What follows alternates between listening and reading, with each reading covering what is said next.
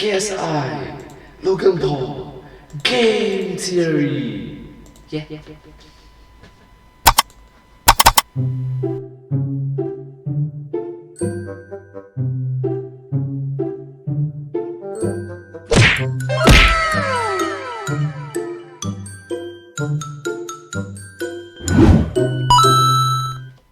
Hello everyone! Thank you so much for coming to this video. In this video, I'll be reacting to one of the videos from the YouTube channel The Game Theorists. I'm a huge fan of their work and hope that you will like this video as well. This video is from the year 2018, so I think it's around 4 years ago, I think. And it's about KSI and Logan Paul, and I hope that you liked it. Let's go! Okay, kid, if you want to be a YouTuber, you gotta be tough. You gotta learn how to bob and weave around the bad comments. You gotta develop a hook to bring in the subs. And you gotta keep on fighting till they ring that notification bell. Yeah, the bad comments, the subscription, and the notification bell. It ain't gonna be easy, kid, but if you work with me, I'll turn you into a lean, meme fighting machine. Now get in there and chill for your merch. And get in there for the merch.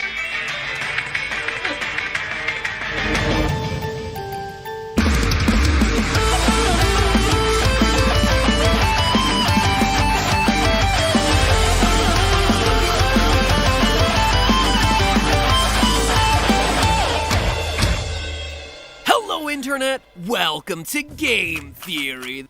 Hello! The show that today is exploring the influences behind influencer boxing. Oh, influencer boxing. Yeah. Loyal theorists, maybe it's all the Wendy's commercials I've been seeing lately, but honestly, I've developed a craving for some beef. And not necessarily the hot, fresh, never frozen beef that's getting peddled by the Baconator, but Hot, fresh, never frozen. What did the editor say?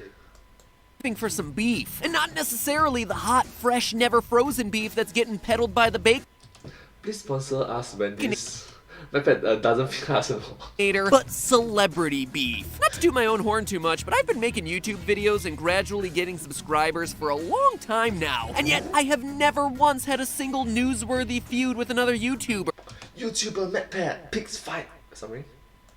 Feud with YouTuber MacPad picks fight with some other YouTuber. Let's bloody out. Let's bloody out of proportion. another YouTuber. Markiplier has never blatantly stolen one of my videos. Rosanna Pansino has never talked smack about my mama, as far as I know, but I got my eye on you, Ro. Heck, even as much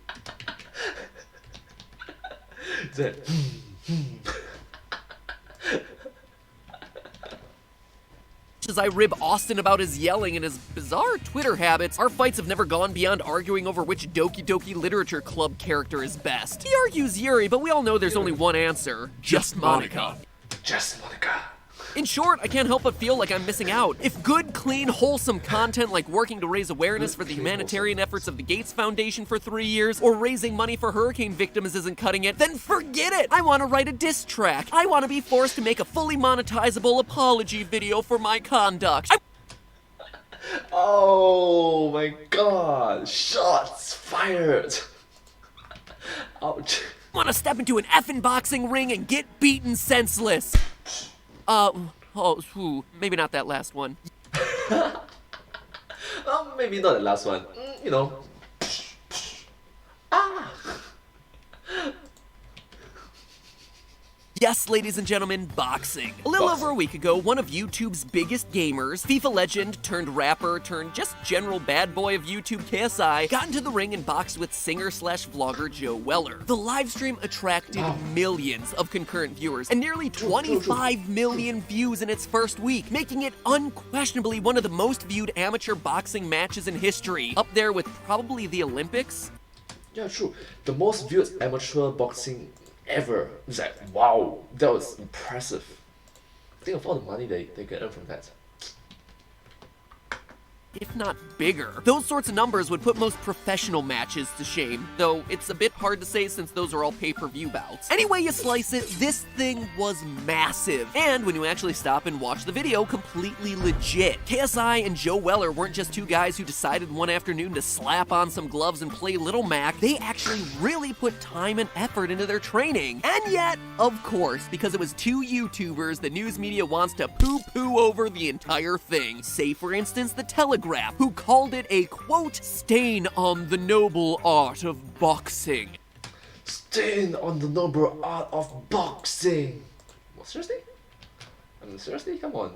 Well, hate to tell you, news media, but it wasn't. And it's time that I, Matt Pat, defend the work of my fellow YouTubers by throwing my hat into the ring. Not to fight, though. Holy heck no, my eyes tear up if I stub a toe. Nope, today's episode is all about how KSI won so lopsidedly. What tactics were the guys using? What historical boxers were they using as their proverbial strategy guides? And how KSI's next opponent, which looks like it's shaping up to be Logan Paul, because of course it is, though seeing Logan get rocked in a ring would be tremendously satisfying. Still, it might be a match that KSI should turn down. Oh, and to answer the inevitable questions around why this is a game theory, cause KSI was a gamer. You're a FIFA gamer, you're a YouTuber, you can't do it. And because I did that really weird episode in year 1 of Game Theory where I analyzed Mike Tyson's Punch-Out and edited everything to a remixed version of Jock Jams.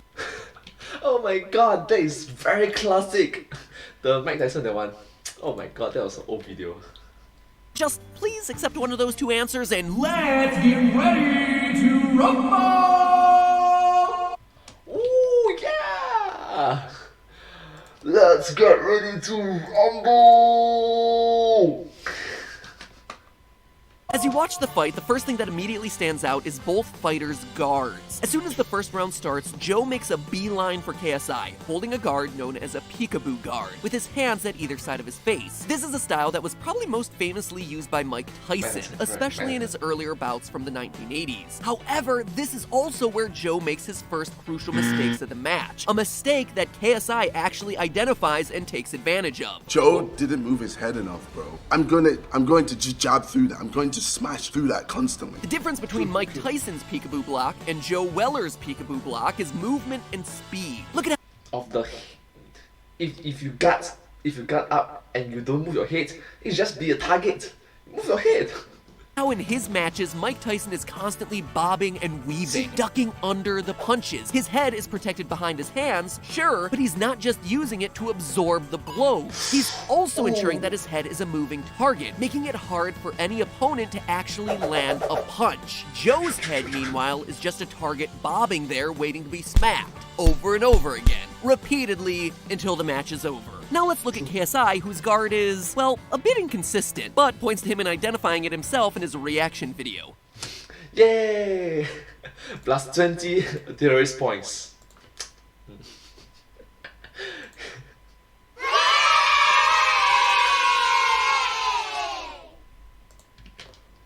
My right hand should not be there. It was terrible. Like, my hand should be in here. And while that may seem like it would be an odd stance for a boxer, it's actually not. The movement KSI is describing here is called the Philly shell, which is a guarding position with the lead arm horizontally across the torso and the back hand by the chin. In fact, it's a style used most famously by Floyd Mayweather Jr., widely considered to be the best defensive boxer in history, who retired undefeated with an all-time record of 50 wins and 0 losses.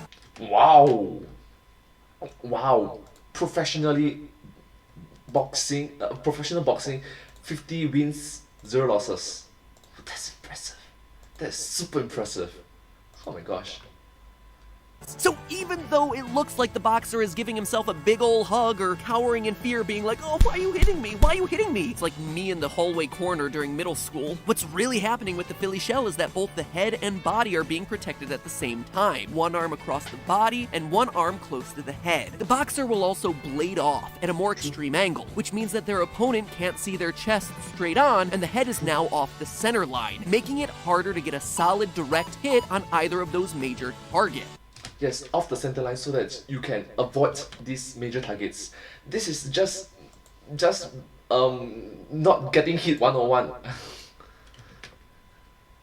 So overall, it's a smart blocking strategy on KSI's part. And it's also clear from his post-fight reaction that KSI's block wasn't the only thing inspired by Floyd Mayweather. This is what Mayweather did against McGregor. I mean, making kissy faces at my opponent isn't really how I would try to strike fear into their hearts, but heck, what can I say? I'm just a lover, not...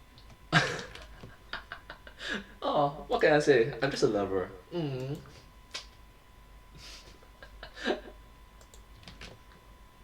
a fighter, or I just have a really punchable face. But you're not gonna win a fight by blocks alone. You gotta throw yourself a few punches. So let's look at KSI's strategy first. Now, if Joe Weller had been paying close enough attention, he actually would have gotten a hint as to KSI's fight strategy during the weigh-in prior to the match. I'm gonna go in, and I'm gonna box him. He's gonna wanna fight me. I ain't gonna fight you, bro. I'm gonna box you to death, bro. Now, to the uninitiated, boxing and fighting might sound interchangeable, but KSI is really making a comment here on the different kinds of fight strategies that he anticipates that he and Joe will be using. Oh my god, Hajime Ippo! Oh! I'm a huge fan! I'm a huge fan of the Hajime no Ippo! Given that there are thousands of chapters in the manga, but still it's awesome! You know, it's just brilliant! Ooh, yeah!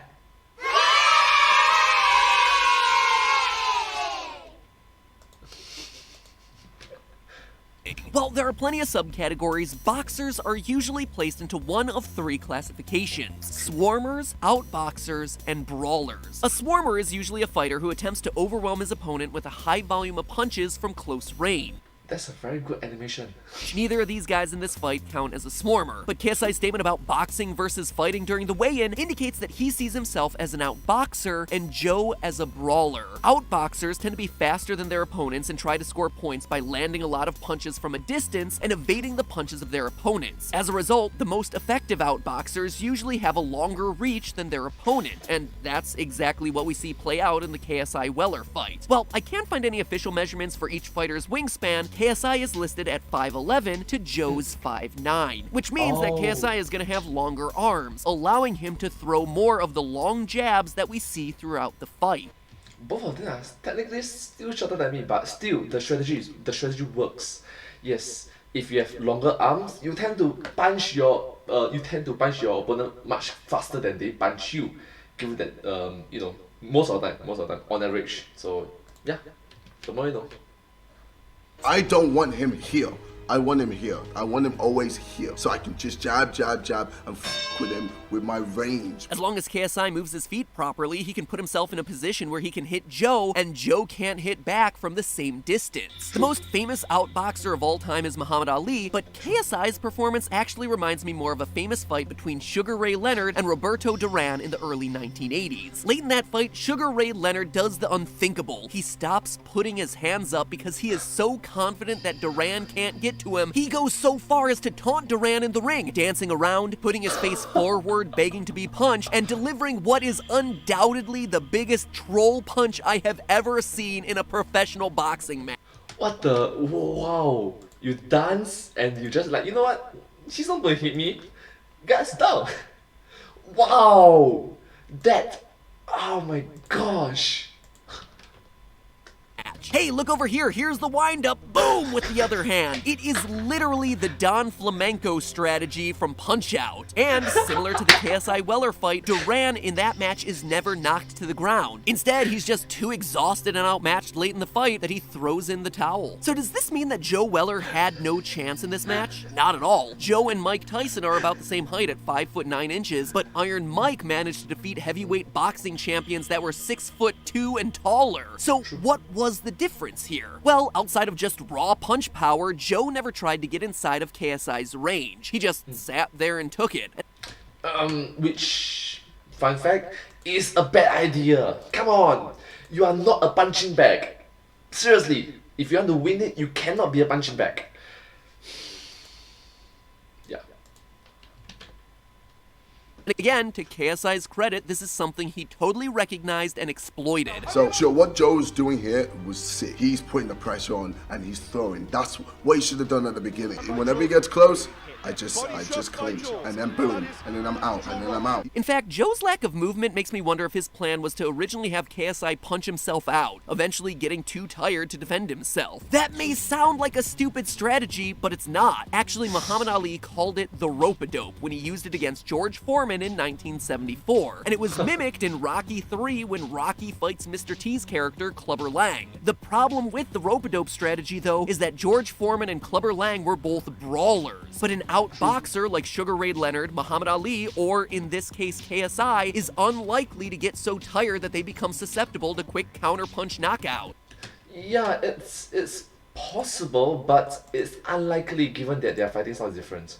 Yeah, what you say is true, is unlikely, it's possible, but it's just unlikely. It's also something KSI once again saw coming. Remember, you were like, the fight was going to be 3-2s, 3 rounds of 2 minutes, and then you wanted it to be 6-3s because you were like, oh, you're not fit now. As soon as you said that, I knew, okay, that's one of your game plans, was to try and tire me out. Joe wasn't able to adjust, and that, ladies and gentlemen, was the fight. So clearly, not only was this not a stain on the noble art of boxing, or just a shameless publicity stunt from 2 online celebrities, Staying on the noble art of boxing. Come on, they have planned a lot. There's a lot of strategy, there's a lot of planning. That is awesome. but instead it was a well put together amateur boxing match with KSI proving himself to be a smart and savvy fighter. But that of course opens the door to more matches in the future. And you know that where there's an opportunity to make a spectacle of yourself, you can bet that the brothers Paul will soon be there. And lo and behold, within hours of the bell bringing KSI's fight to the close, the Pauls were already tripping over themselves to be his next opponent. But for as much as I'd love to see a savvy fighter like JJ knock a tooth out of those smarmy grins, there's actually a danger here if he accepts the match. Whereas KSI had the reach advantage on Joe Weller, both of the Paul brothers stand at around 6'2" and probably have a pretty good understanding of angles and footwork from their history of wrestling. Oh yeah, you didn't know that? Logan and Jake were actually both wrestlers. And as much as I hate to admit it, but watching their matches, they're pretty good. Anyway, if KSI tries to use his outboxing style against either of these guys, they'll be the ones who are able to strike from farther away. That means, based on the size differences, that KSI is now basically in Joe Weller's position. In other words, if KSI wants to have a hope of winning, and Lord knows if he accepts this match, the internet needs him to win it, he has to be willing to change his style. You just mentioned something. Lord, the internet needs him to win it. Which, fun fact, the outboxing method of Mayweather just won't work in this sort of match. If I were training KSI, I'd tell him to be more of a swarmer in this fight. Get in close, get low, and throw more hooks and uppercuts from close range. A good example of this technique would be Joe Frazier, who fought Muhammad Ali in the famous fight of the century. Muhammad Ali is not keeping Joe Frazier away from him. Notice here how Frazier stays low, ducking under Ali's punches and throwing short, quick hits. The best training at this point for KSI would be to beef up the strength of his punches and improve his stamina. He's gonna have to take a lot of hits to win this one. But thankfully, it seems like KSI, once again showing himself to be a smart fighter, is already starting to take these sorts of strategies to heart. If I was gonna fight Logan or Jake, I know they're both taller than me. I'm going to box them like Mike Tyson. yes, since they are taller than them, you have to sort of change your strategy, change your training strategy. Yeah, that sort of gaming mentality is just brilliant. Just brilliant. Different bosses for different fighting style. Different fighting styles for different bosses, yes. And you know what? He's totally right. Mike Tyson was sometimes a swarmer, so this strategy change makes perfect sense for him to stand a chance in the ring. However, if KSI doesn't have the power to knock out Logan Paul quickly, he's gonna be toast. Unless, of course, when he says fight like Mike Tyson, he means he's gonna bite off Logan Paul's ear, which, come to think of it, that would be a fight I would totally be excited to see. But hey! Only 2012 theories will understand. Oh, me. Back then, Matt was a bit, yeah, a bit cheeky, a bit playful, a bit naughty. Hey, that's just a theory. A game theory. If boxing counts as a game. Otherwise, it's a gamer theory. It's a gamer theory. And if you don't accept that one, then it's a sports theory. Sports theory. Who knows? Anyway, thanks for watching. Anyway, watching. this is your final reminder that these are your last few days to order your Game Theorist hoodie. Once these things are gone, they are gone for good. Link is in the description. You have until Tuesday. And I'll see you all next week. Or actually, next Tuesday on Film Theory. Get those orders in! Alright, so there's a lot of planning, a lot of just fun facts. Anyways, I hope that you like this video as much as I do. This video came out from the YouTube channel The Game Theorists, and their videos are awesome. Do watch some of the other videos as well. And yeah, if you do like my videos, please consider to like, share, and subscribe to my channel, and comment down below if you have any share of us. And also follow my channel. Thank you. So it is like, share, subscribe, comment, and follow to my channel. Thank you so much, and I'll see you next time. But hey, that's just a theory. A gamer, a sports, a game theory, something theory. Thanks for watching. Thank you.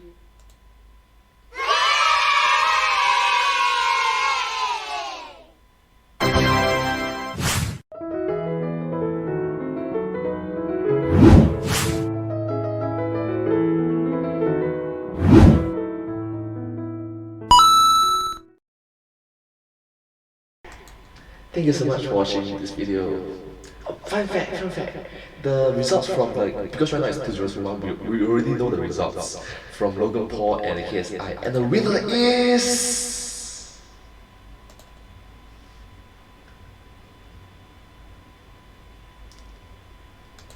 But hey, that's just a theory, a sports theory.